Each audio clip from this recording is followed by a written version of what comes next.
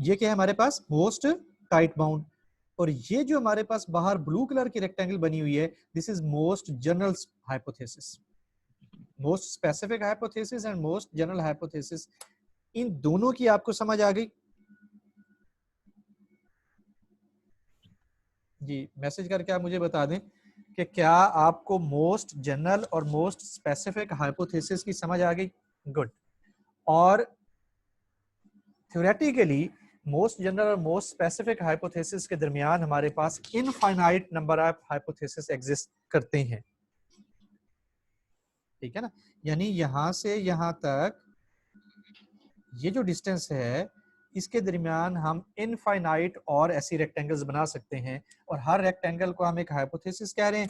So we may have infinite number of hypothesis between most specific and most general hypothesis. जी ठीक हो गया। अच्छा जी आसिम जावेद, आपने हाथ खड़ा किया है, कोई क्वेश्चन?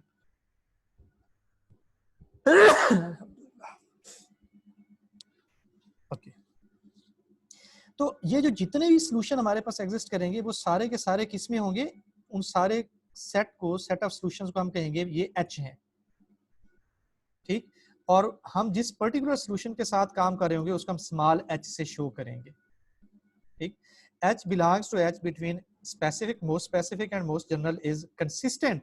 कंसिस्टेंट का मतलब ये है कि ये ठीक होगा, इसमें गलती कोई नहीं है, इसका जवाब सही रहेगा। And make up the version space, ठीक है? इसको हम वर्जन स्पेस कहते हैं। यानी जितने भी यहाँ पे हम रेक्टेंगल्स बनाएंगे उन सारी रेक्टेंगल के सेट को एच कहेंगे, and H is called a version space, V S. ये बात समझ आ गई? जी भाई, गुड, ठीक है। तो हमें वर्जन स्पेस का आइडिया भी क्लियर हो गया। Doubt, any instance that falls in between most specific and most general version space is said to be a doubt case. Doubt case यानी अगर कोई चीज यहां पे आ जाए, ठीक है, तो ये डाउट केस होगा।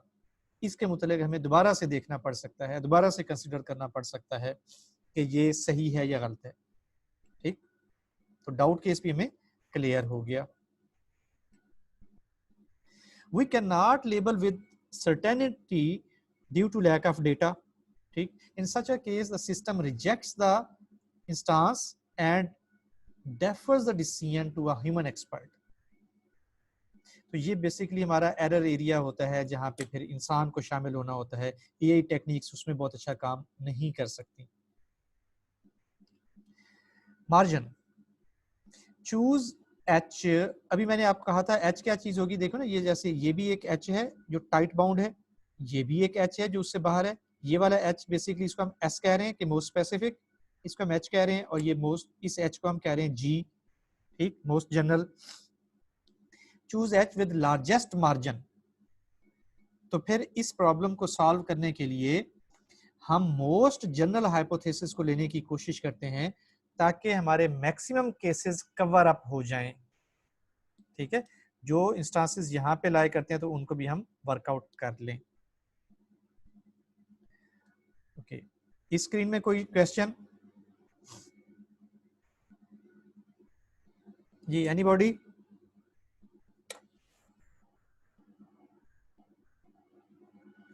आप मैसेज करके मुझे बता सकते हैं भाई, थोड़ा एक्टिव रहें, ऐसे लगता है कि जैसे बच्चे सो जाते हैं। Okay, good. Vapnik Chervonenkis dimension, ठीक है, ये दो साइंटिस्ट के नाम है basically. n points can be labeled in 2 raised power n ways, यानी अगर एक पॉइंट हो तो उसको हम कह सकते हैं कि ये ट्रू है या फॉल्स है। अगर 2 पॉइंट हो तो 2 पॉइंट्स के कितने कॉम्बिनेशन बनेंगे? 2 raised power 2। अगर 3 पॉइंट्स हो तो 3 पॉइंट्स के कितने कॉम्बिनेशन बनेंगे? गुड। और अगर n पॉइंट हो तो फिर उसके 2 raised power n कॉम्बिनेशन बनेंगे। h क्या है? Set of all hypothesis. It shatters n points, ठीक है। शैटर्स का मतलब क्या है कि वो n पॉइंट्स को प्लॉट कर देता है, मुख्तलिफ जगहों पे पॉइंट उनकी पोजीशंस पे रख देता है। If there exist h belongs to h consistence for any of these, ठीक। अब इसे घबराने की जरूरत नहीं है, छोटी सी बात है जिसको उसने मैथमेटिकली घुमा फिरा के लिखा हुआ है। मैं आपको इसको समझा देता हूं। देखें, कोई तो h ऐसा फंक्शन होगा ना इसमें से जो कि n पॉइंट्स को स्पेस में प्लॉट करेगा कि ये यहाँ पे आ रहा है, ये यहाँ पे आ रहा है, ताकि जवाब सही रहे फंक्शन का। तो उसको हम क्या कहेंगे? ठीक है, that h is a consistent hypothesis और कंसिस्टेंट सॉल्यूशन। और वो तमाम h जो कि इस बड़े सॉल्यूशन सेट में होंगे और कंसिस्टेंट होंगे, उनको हम कहेंगे दैट मेक्स द वेपनिक-शेरवोन-एनकिस स्पेस और डायमेंशन। जी, इस स्लाइड में कोई क्वेश्चन है तो बताओ भाई।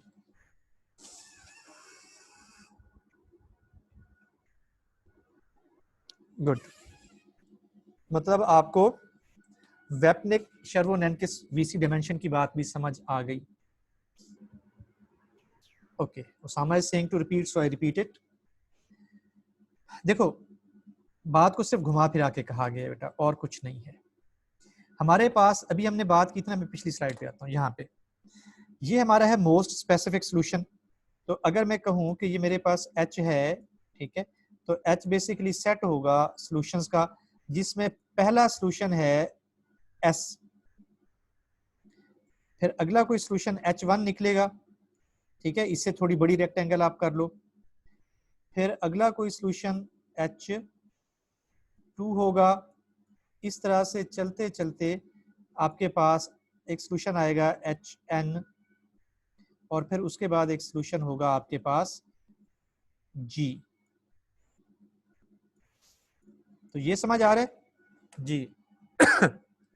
इशरत और उसामा दोनों आप ही मुझे बताओ, ये बात समझ आ गई?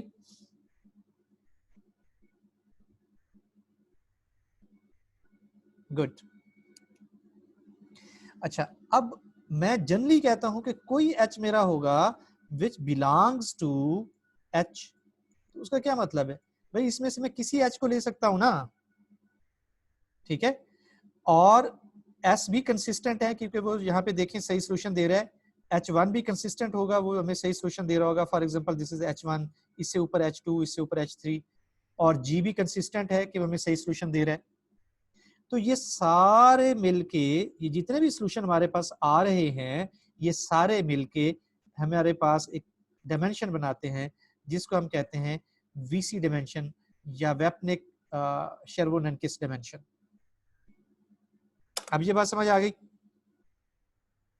जी इशरत एंड उसामा? गुड। अच्छा, अब अगर ये बात समझ आ गई है तो हम इसी को यहाँ पे देखते हैं कि H शैटर्स, भाई कोई भी फंक्शन होगा ना, हम इसको उल्टा देख रहे हैं कि कोई भी फंक्शन होगा जो पॉइंट्स को मुख्तलिफ जगहों पे प्लॉट करेगा, ठीक। Shatters n if there exists some h consistent मतलब सही जवाब दे रहा होगा, for any of these, किसी भी उसके लिए, तो वो सारे मिल के क्या बनाएंगे? वेपनिक-शेरवोन-एनकिस सॉल्यूशन। और n सॉल्यूशन आपके पास टोटल होंगे उसमें बेसिकली, ठीक है, वो सारे n को ही वो कर रहे होंगे। तो वही बात जो हमने पिछली स्लाइड पे देखा, उसी को घुमा फिरा के क्या दिया गया है, यही मैथमेटिक्स होती है जिससे हम भागते रहते हैं। वही shatters mean plots at different points, ठीक। Any question in this slide?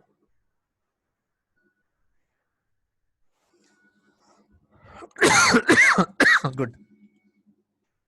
अब ये थोड़ी सी आपको घुमाने वाली स्लाइड है, लेकिन घूमने की जरूरत नहीं है, इसमें आसान है। How many training examples n should we have such that with probability at least 1 minus lambda h has error at most epsilon? ठीक है, क्वेश्चन को समझें कि हम एरर कम से कम रखना चाहते हैं और उसकी हमारे पास लिमिट है ये, हमारा एरर जो है इससे कम होना चाहिए। तो एरर को इससे कम रखने के लिए हम कम से कम कितनी एग्जांपल्स को देखें, ठीक है। और हर एग्जांपल की अपनी एक प्रोबेबिलिटी भी होगी बेसिकली, ठीक। तो इस क्वेश्चन को समझें। अच्छा, प्रोबेबिलिटी हम क्या रखना चाह रहे हैं कि जी प्रोबेबिलिटी हर पॉइंट के आने का हाफ चांस होगा, यानी इक्वल चांस तकरीबन हर एक का। और ये एप्सिलॉन साफ ज़ाहिर है एरर जो है वो जीरो से बड़ा ही होगा, तभी एरर होगा। अगर ई जीरो हो जाए तो फिर एरर तो नहीं होगा। तो इस पॉइंट को समझ लें, क्वेश्चन को समझ लें, फिर हम आगे देखते हैं। Is question clear? Okay, now we have probability C delta H less than equal to epsilon.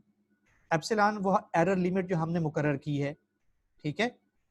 और C डेल्टा H, देखो ये वाला जो हिस्सा है ना, ये डेल्टा H है, ठीक है। और C डेल्टा H मिलके ये क्या बनाती है, रीजन ऑफ डिफरेंस बिटवीन। ये वाला हिस्सा जो है, ये जो स्काई ब्लू है, इस रीजन, ये C डेल्टा H है बेसिकली हमारे पास, ठीक। अच्छा, अब जरा इन पॉइंट्स को हम पढ़ते हैं।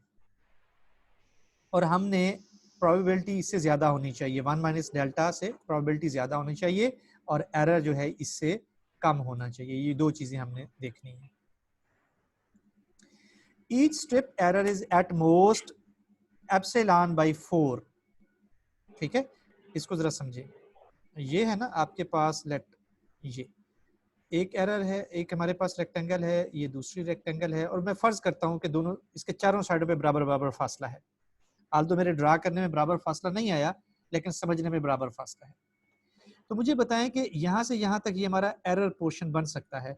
तो अगर हम एरर कुछ ले रहे हैं तो इधर से इधर तक कितना एरर है, इधर से इतना यहाँ तक कितना एरर है, ये कितना एरर है, ये कितना एरर है।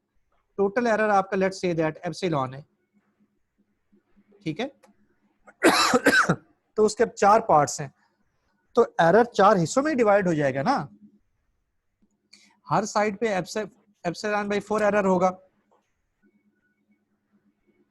ये बात समझ आ गई? और चारों साइडों के एरर को जब हम मिलाएंगे, ठीक है, तो 4 से 4 कट जाएगा, तो वही एप्सिलॉन बाकी रह जाएगा हमारे पास। Is this point clear?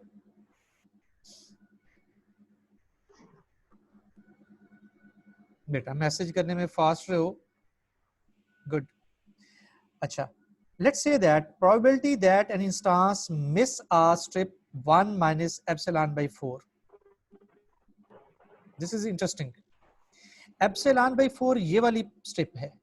अगर कोई इंस्टांस, कोई एग्जांपल या किसी कार की वैल्यूज वो इस एरिया में आने की बजाय, ठीक है, इधर आ जाएं या इधर आ जाएं, तो क्या चांस है उनके इधर या इधर आने का, ठीक है।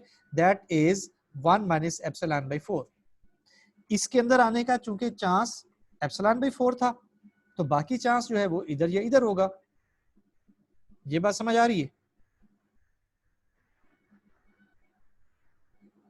जी इतरत आप ही बता दो, ये बात समझ आ गई?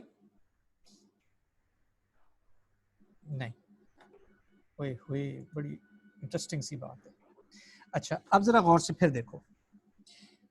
लेट्स से दैट यहाँ पे किसी पॉइंट के आने का चांस इस एरिया में दैट इज एप्सिलॉन बाई 4, ये उसकी प्रोबेबिलिटी है, ठीक है। टोटल प्रोबेबिलिटी होती है 1, तो इस पॉइंट के इधर या इधर आने का चांस फिर क्या होगा? 1 माइनस एप्सिलॉन बाई 4 ही होगा ना।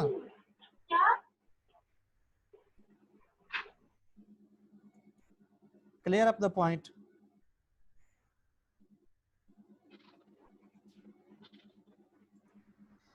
भाई इस एरिया में आने की प्रोबेबिलिटी है एप्सिलॉन बाई 4, तो इस एरिया में ना आने की प्रोबेबिलिटी क्या होगी? 1 minus epsilon by 4, that is given here. और अगर हमारे पास n पॉइंट्स हों, ये तो एक पॉइंट की हम बात कर रहे थे ना, अगर n पॉइंट्स हों तो n पॉइंट की इस एरिया में ना आने की probability that is given by this formula, ठीक है। अच्छा, ये तो सिर्फ एक स्टेप की हम बात कर रहे हैं, अगर हम चारों साइडों की बात करें तो फिर दैट इज मल्टीप्लाइड बाय 4, ठीक है। यहां तक बात समझ आ गई? गुड।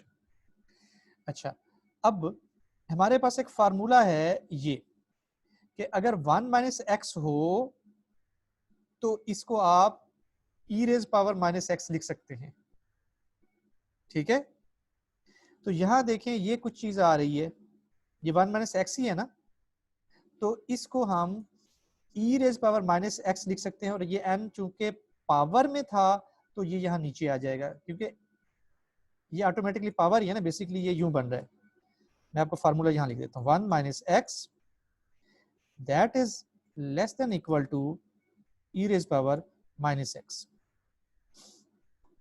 ठीक है, और अगर यहाँ पे 1 माइनस एप्सिलॉन बाई 4 हो और उसकी पावर n हो, ठीक है, so that would be less than equal to e raise power जी, ये माइनस एक्स है ना, तो माइनस यही ये चीज ऊपर चली जाएगी पावर में, एप्सिलॉन बाई 4 और मल्टीप्लाई हो जाएगा n पावर के साथ। बेटा नमाज मैंने भी पढ़नी है, तो थोड़ा सा वेट करो, हम ये लेक्चर कंप्लीट कर लें फिर नमाज पढ़ते हैं। ओके, तो ये वाला फार्मूला समझ आ गया आपको? जी, पेपर पे लिख के देख लो ना आप लोग, मैंने शुरू में कहा था कि कॉपी पेंसिल साथ रखो जरा ठीक है, वो अल्लाह ताला ना सूरह रहमान में फरमाता है अल्लामल इंसाना बिल कलम, कि इंसान को कलम के जरिए से सिखाया गया, तो जब तक आप किसी चीज को लिख के नहीं देखोगे तो आपको समझ नहीं आएगा सही तरह से। अच्छा, तो ये हमने फार्मूला वैसे ही डिजाइन कर लिया, dividing both side by 4 and taking natural log and rearranging terms, ठीक, तो वी गेट दिस। तो इसको ये वर्कआउट आपने करना है कि इस चीज को इसमें कैसे कन्वर्ट किया। ठीक है, पेपर के ऊपर बना के देखना, जरा वर्कआउट करके देखो। So we get this term, ये हमारा एक फार्मूला आ गया।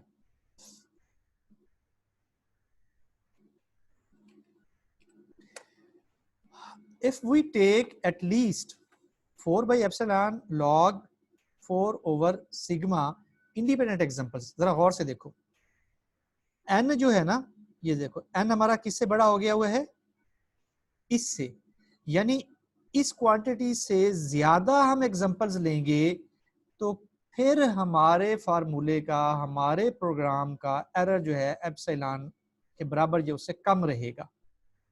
तो यहां हमने नंबर ऑफ सैंपल्स देख लिए कि कितने हमने लेने हैं। तो वही बात, if we take at least 4 by epsilon log 4 over sigma independent examples from C using tightest rectangle as our hypothesis H, confidence probability as this, given point will be misclassified with error this, error or probability this। ठीक है, in other words कि अगर हम इतने sample ले लें तो फिर हम अपने पॉइंट के बारे में बता सकते हैं कि वो एप्सिलॉन एरर के साथ उसमें करेक्शन होगी, वो करेक्टली क्लासिफाई होगा। यानी अगर ये 0.2 आ रहा है तो 2% एरर होगा और 80% वो करेक्ट होगा। तो इस छोटे से फार्मूले को वर्कआउट करके हमने ये देख लिया कि किस तरह से हम ये आइडेंटिफाई करें कि अपने मशीन लर्निंग एल्गोरिथम को हम फाइन ट्यून करें ताकि वो बेस्ट परफॉर्मेंस हमें दे। Noise, any unwanted anomaly in the data is called noise. ठीक है, मिसाल के तौर पे आपने डेटा उठाया, वही जैसे हम कार की एग्जांपल ले रहे हैं, तो उसमें हम प्राइस और उसके साथ हम इंजन पावर को ले रहे हैं, मैं इसको पी और लेट ई से रिप्रेजेंट कर देता हूँ। ठीक है, तो पॉसिबिलिटी है कि आप पी और ई की वैल्यू आपने सही ना ली हो। जो गलत वैल्यूज आप लोगे किसी भी तरह से, अगर गलत वैल्यूज आपके डेटा में आ जाए बेटा, तो वो आपका नॉइज कहलाएगा। There are multiple situations of noise. पढ़ो इन तीनों पॉइंट्स को खुद, और कोई क्वेश्चन हो तो मुझसे पूछो।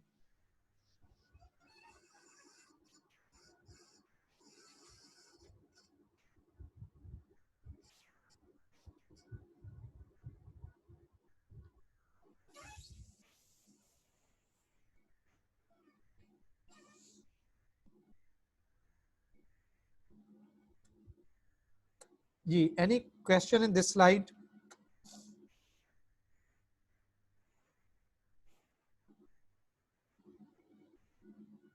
बस अलीना का मैसेज है कि 8:30 से मैसेज सुना है, बेटा थोड़ा सा टाइम लो। ठीक है, मैं भी सुबह से लेक्चर ही बना रहा था आप लोगों का, तो ये पढ़ना तो है ना। एनी हम इसको खत्म करने वाले हैं। इस स्लाइड में कोई क्वेश्चन?